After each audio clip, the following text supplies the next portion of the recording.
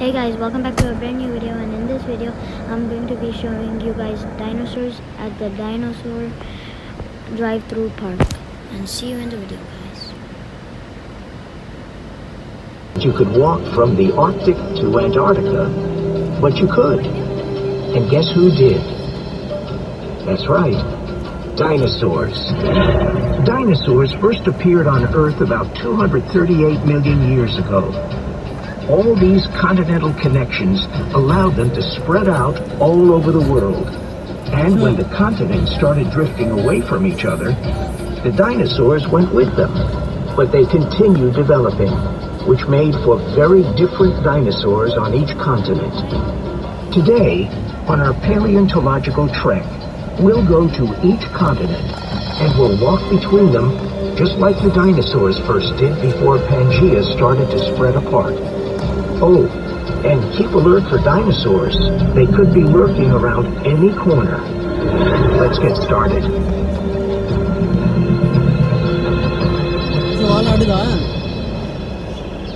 Hey there.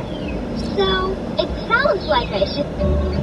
Here, in the mountains and rainforests of South America, dinosaurs first came to life. But South America was in a very different location when dinosaurs... What?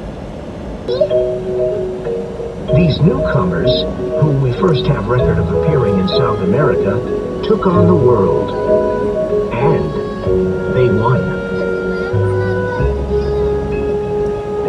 Please pause your audio tour until the next scene.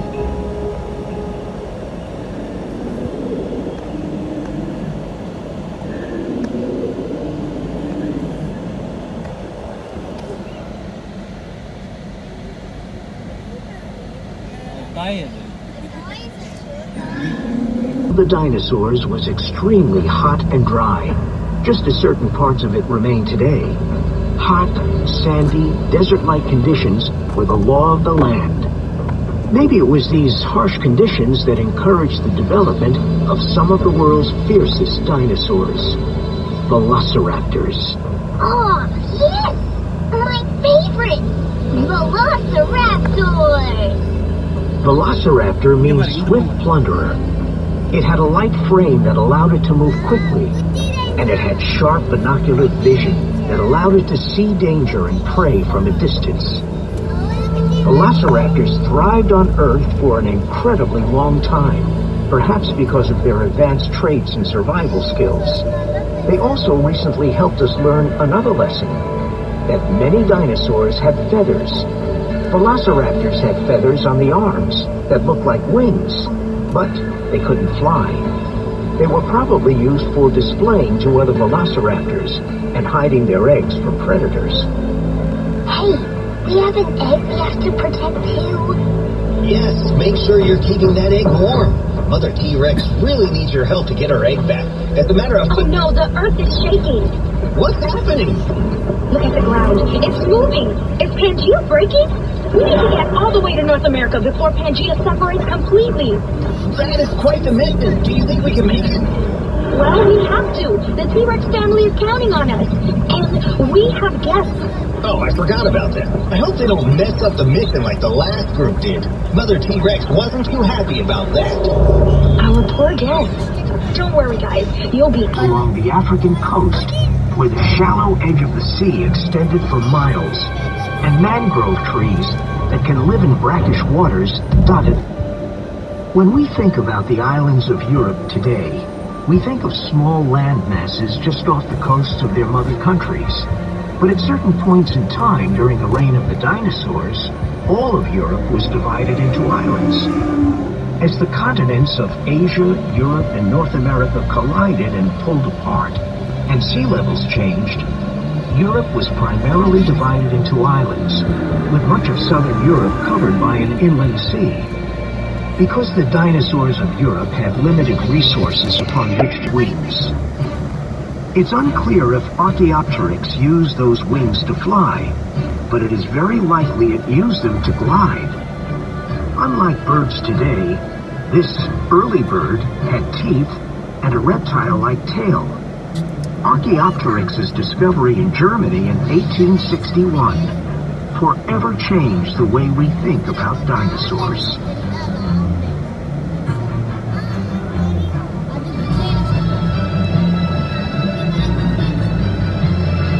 Please pause your audio tour until the next scene.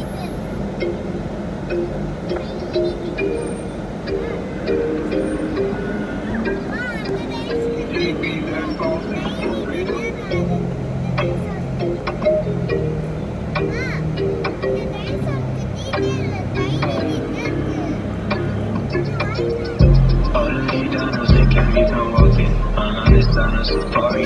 Yeah, they got nails and tails and scales and teeth to chomp up the party. Yeah, teeth to chomp up the party.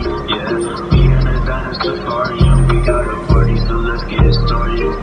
Yeah, we can roar and soar with these dinosaurs, or with me if you really wanna. Roar, roar, roar, roar, roar, roar, roar, roar,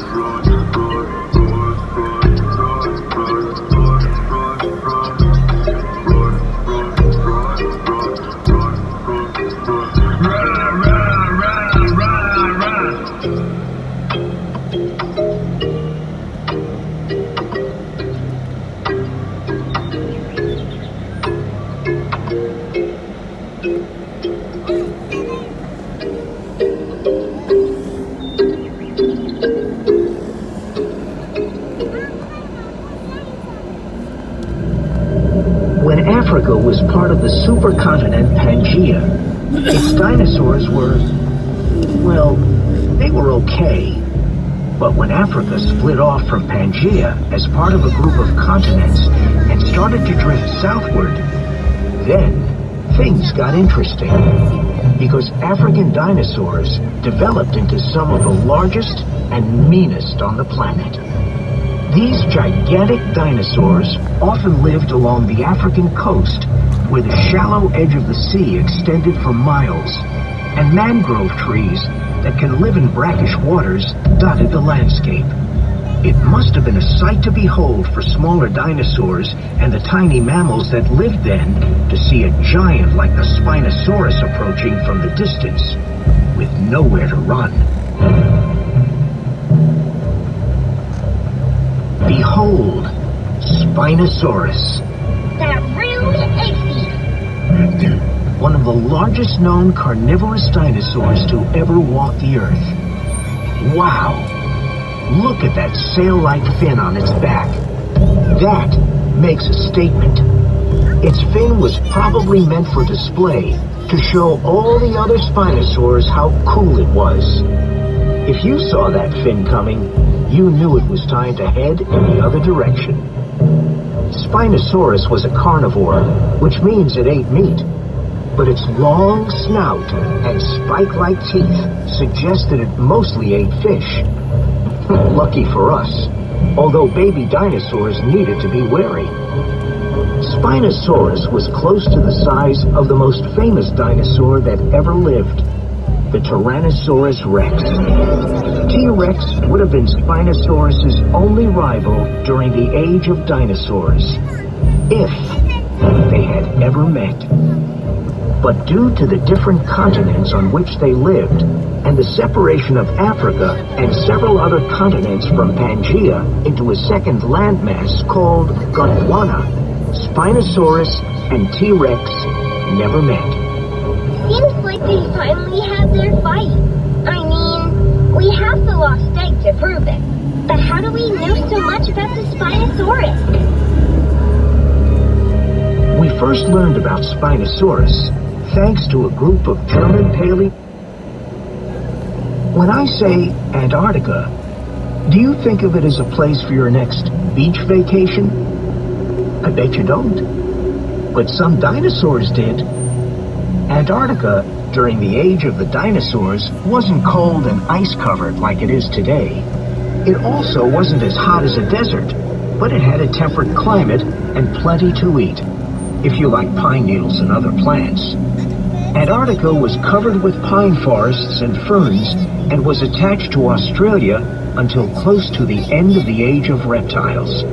Because the two continents were very far south, they endured nights that could be as long as 6 months. Not a fun place for a dinosaur that was scared of the dark. Not a fun place for Evie either.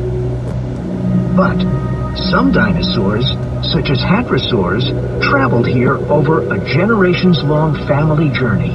Over thousands of years, they made their way from Canada and crossed the connected continents. Talk about taking a stroll. So far, it has been difficult to explore under Antarctica's frozen landscape, so not many dinosaur fossils have been discovered here. If any are found from after Antarctica split off from Australia about 80 million years ago, then they would likely be a whole new species of dinosaur. Sounds like an exciting adventure, but be sure to bundle up. Good thing I wore my jacket today. Please pause your audio tour until the next scene.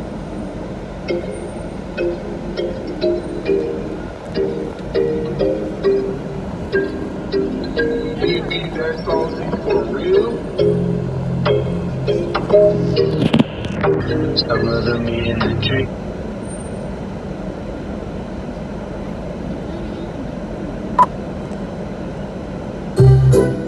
It seems that Pangea is continuing to split more and more into separate continents. Oh no! Okay, guys, we are just going to have to adapt our...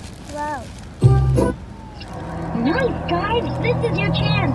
Shoot your egg so Mother T-Rex can get it back. She will be so excited to be reunited with her baby egg. My parents will also be excited to have their baby come home. Get ready to throw your egg, guys! Please pause your audio tour until the next scene.